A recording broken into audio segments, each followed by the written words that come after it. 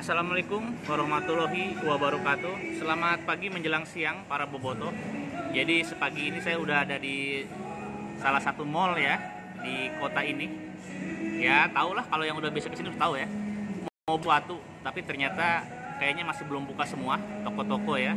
Nah kita buat video dulu. Apalagi ada yang menarik pagi hari ini ya. Jadi pagi hari ini mungkin sejak sekitar jam 7 pagi tadi ya, beberapa akun sepak bola nasional, akun Persib juga ada ya, tapi bukan yang resmi, bukan yang ofisial ya, yang fans mungkin yang dibentuk sama Bobotoh, itu memberitakan tentang kepastian bergabungnya pemain asal Afghanistan ya, pemain asal Afghanistan, kapten timnas juga pernah dia, ya timnas Afghanistan ya, pernah membela PSV Eindhoven juga, dan terakhir kali itu kalau nggak salah memperkuat tim di kompetisi teratas Liga Siprus ya, tentang Farsad Nur. Nah, tentang Farsad Nur ini saya tidak akan bicara banyak karena memang sudah membicarakan lebih awal ya. Silahkan dilihat video hampir 2 minggu yang lalu, kita udah pernah membahas kemungkinan pemain ini bergabung ke Persib. Nah, saya hari ini belum mengecek lagi kebenarannya apakah Farsad Nur benar-benar ke Persib atau enggak. Tapi kalau misalkan Farsad Nur benar-benar ke Persib, ini ada yang aneh.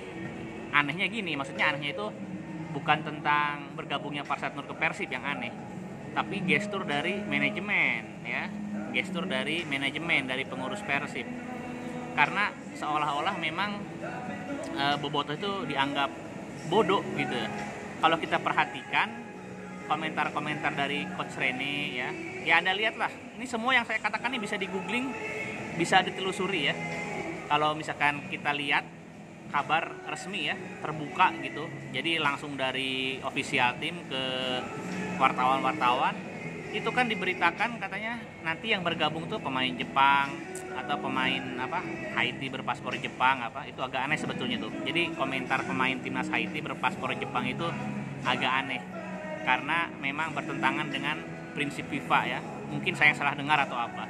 Tapi pemain Asia, calon penggantinya Omid ya, ini kan santernya dari Jepang, dan para wartawan itu wajar menerima info tersebut karena langsung muncul, langsung keluar dari official klub ya, official Persib.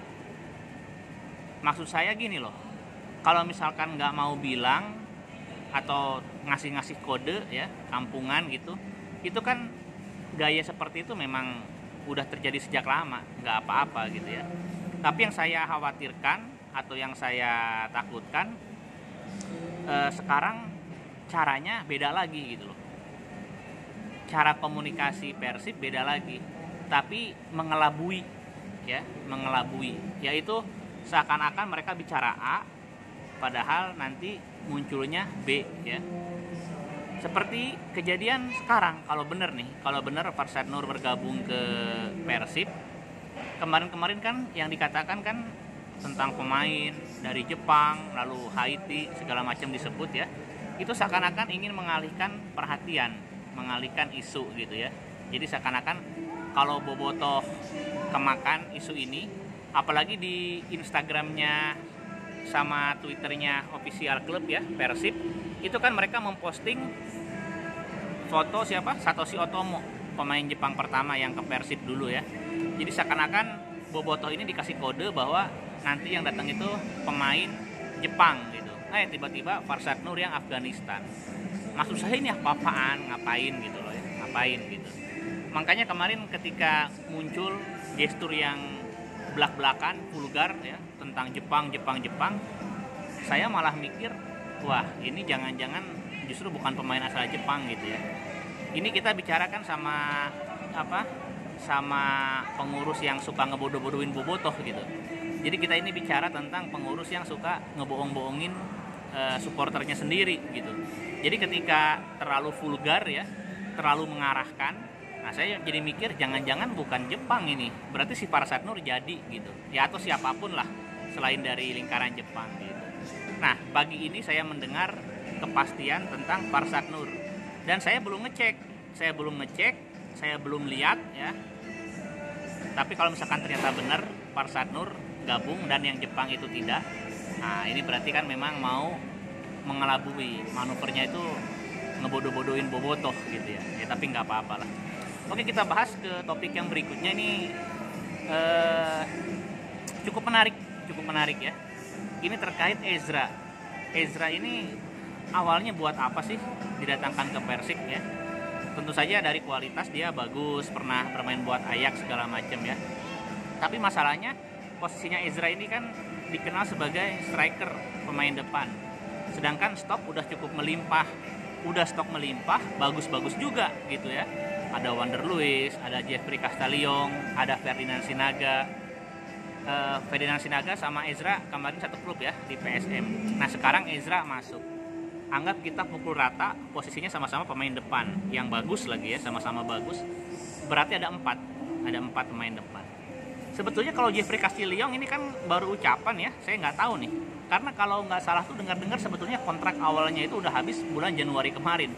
Ya opsi diperpanjangnya saya nggak tahu apakah tekan kontrak kemarin sebelum pulang ke Eropa, apakah cuma dikasih ucapan aja apa gimana. Pokoknya saya berprasangka baik aja ya ketika manajemen Persib mengatakan Castelliong masih milik Persib, ya udah kita percaya aja ya, berarti ada 4. Nah tapi ketika Ezra mengatakan kontraknya itu 3 tahun, nah ini udah mulai kebaca nih, berarti memang bagus ya football developmentnya. Ya sebetulnya kalau kita ngomongin football development kan berkaitan dengan pembinaan usia muda, kelompok junior. Tapi dalam konteks pragmatis di tim senior, merekrut pemain, apalagi buat ukuran Indonesia ya, yang biasanya cuma satu musim.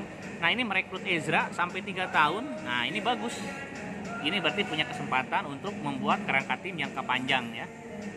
Nah saya selalu menganggap kalau misalkan ada klub Indonesia membangun tim ya, mengatakan regenerasi dan lain sebagainya, itu sebetulnya tentang pemain asing ya, itu hanya kebutuhan pendek saja gitu. Jadi karena misalkan dianggap belum ada pemain lokal yang memadai, yang bagus banget gitu ya, akhirnya ditambah sama pemain asing. Karena kedepannya nanti kalau regenerasi udah berjalan lancar, maka yang dimaksudkan itu adalah full lokal ya, semuanya adalah pemain lokal. Nah makanya suatu saat nanti Jeffrey Castelliong sama Wander Luiz sebetulnya udah nggak ada di Persib, lalu juga mungkin Ferdinand Sinaga dengan usianya sekarang ya 33 apa 32 gitu, mungkin juga di Persib nggak akan sampai 10 tahun, 5 tahun aja udah hebat banget ya. Dan akhirnya Ezra Walian dengan kontrak durasi 3 tahun, nanti kedepannya itu malah Ezra ya. Jadi kalau kita melihat Persib di masa yang akan datang, sebetulnya di antara 4 striker ini kita bisa melihat satu nama, Ezra Walian lah striker Persib di masa yang akan datang. Semoga performanya tetap terjaga, nggak fluktuatif ya, nggak labil, nggak apa. Maka insya Allah kalau kita bicara Persib masa yang akan datang, ketika regenerasinya beneran ya udah siap, maka sebetulnya striker Persib itu kita bicara Ezra Walian gitu loh teman-teman. Oke, mungkin gitu aja ya buat pagi hari ini.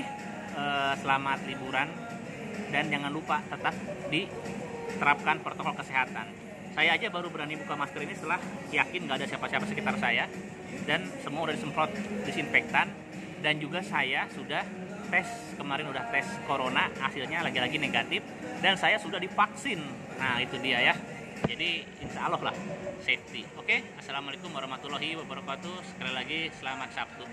Oh iya, sebelum saya tutup, jadi tentang Ezra Walian lagi nih. Jadi sempat dikabarkan kan Ezra, Wander Luiz sama Ferdinand itu tidak akan turun di Piala Menpora. Tapi perkembangan terakhir kayaknya bisa diturunkan. Bukan bisa, maksudnya akan diturunkan ya. Kalau bisa nggak bisa kan itu persoalan lain, tapi akan diturunkan gitu. Akan diturunkan karena Ezra itu statement terakhir saya baca di media, dia ingin bermain ya, ingin mendapatkan menit bermain. Maka saya pikir akan dimainkan nih Ezra sama Ferdinand sama Wander Luiz, kemungkinan besar akan dimainkan, akan turun di Piala Menpora gitu. Nanti Persib udah mulai berangkat ya ke Sleman mungkin hari ini. Saya nggak tahu apakah pesawat, apa kereta, apa pakai bis, saya nggak tahu. Tapi semoga perjalanan lancar, selamat, dan bisa memberi hiburan yang berkualitas ya. Nanti kita kebagian main tuh lawan Bali United pertama hari Sabtu kalau nggak salah ya. Oke, kita tunggu Boboto. Assalamualaikum warahmatullahi wabarakatuh.